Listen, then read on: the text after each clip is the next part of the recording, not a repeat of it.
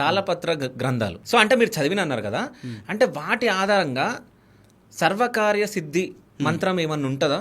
అంటే ఆ మంత్రం ఏంటి అసలు? తాళపత్ర గ్రంథాల ఆధారంగా సర్వకార్యసిద్ధి మంత్రం ఓకే ఉంటది ఉంటుందా? అంటే అసలు అంటే ఏంది అంటే నేను విన్నా అంతే.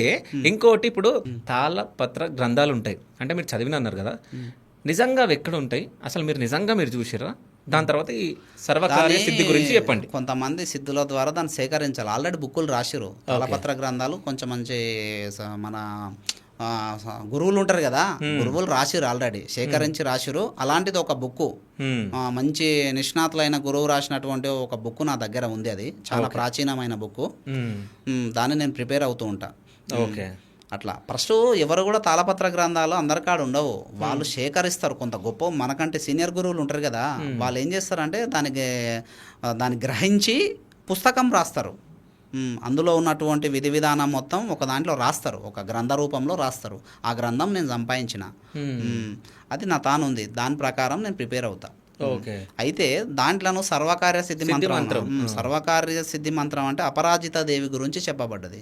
ఆ మంత్రం ఏంటంటే జయ విజయ సమేత శ్రీ అపరాజితాయై నమః. ఈ మంత్రము నువ్వే కార్యానికి పోయినా గడప దగ్గర ఉండి 108 సార్లు చదువుకొని పో, ఆ కార్యం 100% 100% సక్సెస్ అవుతుంది. ఒకసారి మంత్రం చెప్పండి. జయ విజయ సమేత శ్రీ అపరాజితాయై నమః. జయ విజయ సమేత శ్రీ అపరాజితాయై నమః. ఓకే. తాళపత్ర గ్రంథాలలో ఉంది ఈ మంత్రం. అంటే అపరాజిత దేవి మంత్రం ఇది.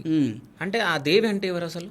అపరాజిత దేవి అంటే దసరా నవరాత్రులు ఉన్నాయా, చివరి దేవత. అంటే ఆ 10 నవరాత్రులు 9 దేవతలు కలిసి ఒకే దేవతగా చివరి రోజు ఏర్పడుతుంది. జమ్మి వృక్షంగా ఏర్పడుతుంది అమ్మవారు.